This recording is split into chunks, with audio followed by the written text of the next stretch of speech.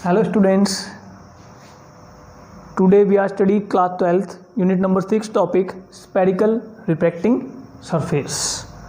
तो इससे पहले हम जो है TIR की applications, lens formula, mirror formula topic पढ़ चुके हैं। आज इस वीडियो के अंदर जो टॉपिक पढ़ेंगे हम वो है स्फेरिकल रिफ्रैक्टिंग सरफेस। सबसे पहले definition of spherical refracting surface. देखिए, a surface which have separate two different medium with refractive index. इनकी ए सरफेस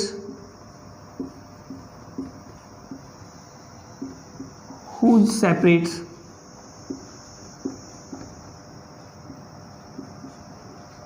with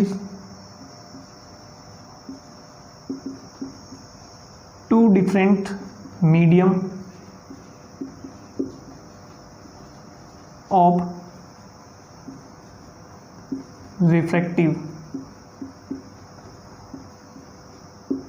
इंडेक्स, यानी कि वो सरफेस जो दो डिफरेंट मीडियम से सेपरेट होता है डिफरेंट रिफ्रैक्टिव इंडेक्स के साथ। उसके बाद types of spherical refracting surface. There are two types of spherical refracting surface. First,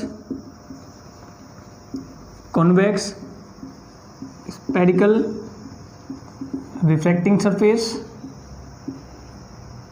और सेकंड है concave spherical refracting surface। तो अब हम यहाँ पे इन दो सरफेस के बारे में स्टडी करते हैं वन बाय वन। तो सबसे पहले हम यहाँ पे देख रहे हैं कॉन्वेक्स स्फेरिकल रिफ्रैक्टिंग सरफेस के बारे में। तो सबसे पहले हमारे पास है convex spherical refracting surface. Diagram देखेंगे।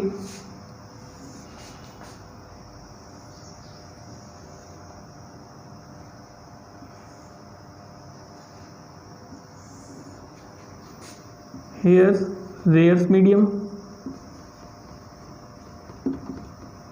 अपोजिट साइड में डेंसर मीडियम।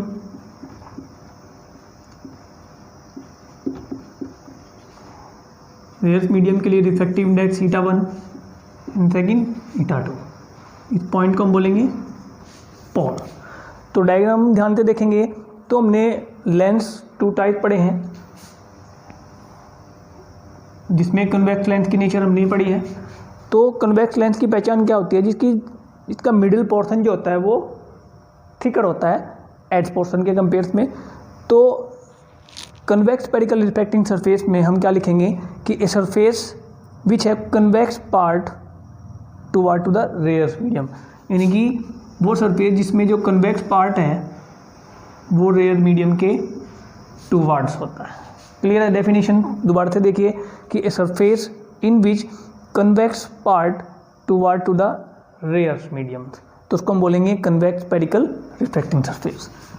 उसके बाद second concave spherical refracting surface. Diagram देखिए।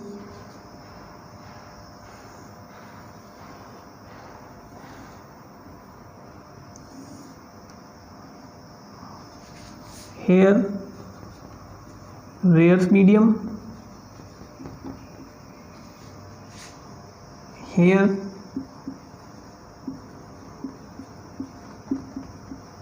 denser medium। Rayers medium के लिए रिफ्रैक्टिव इंडेक्स 𝜃1 𝜃2। तो कनकेव लेंस की जो नेचर है या शेप जो है वो किस तरीके से होती है ये। तो इसमें जो पार्ट है वो देख रहे हैं आप। तो जो कनकेव पार्ट्स है वो किसके टुवर्ड्स है? रेयर्स मीडियम के।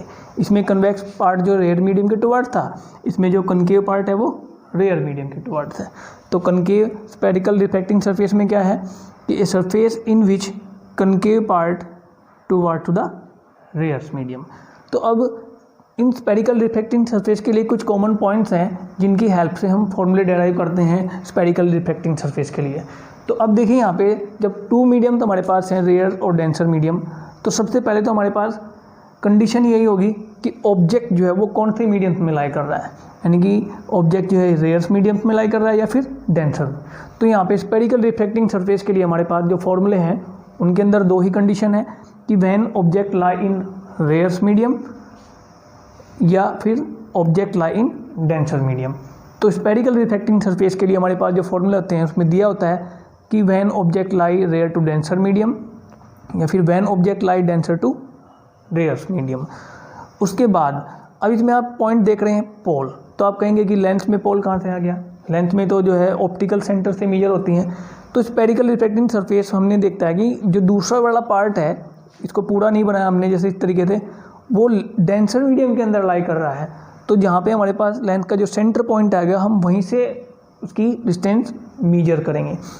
उसके बाद ये जो लाइन हम देख रहे हैं इसको हम बोलते हैं यहाँ पे प्रिंसिपल एक्सिस, जो ऑब्जेक्ट होता है वो इसी के ऊपर लाई करता है।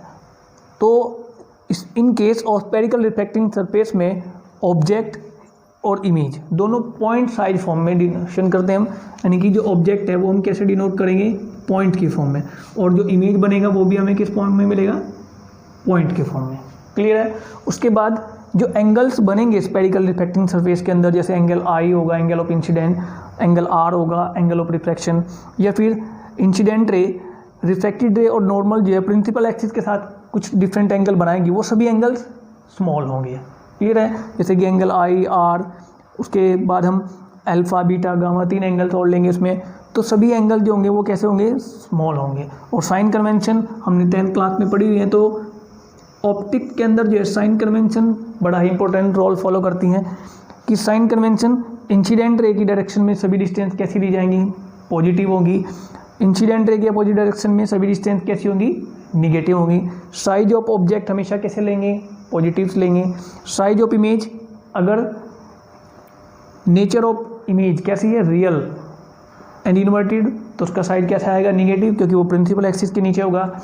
साइज ऑफ इमेज, अगर साइज ऑफ इमेज प्लस में कब लेंगे, जब उसकी नेचर कैसी होगी, वर्चुअल एंड इरेक्ट। तो इन सभी पॉइंट्स के हमने ध्यान रखने होंगे और फिर हम स्पेरिकल रिफ्लेक्टिंग सरफेस के लिए जो है फॉर्मूला डेराइव करेंगे।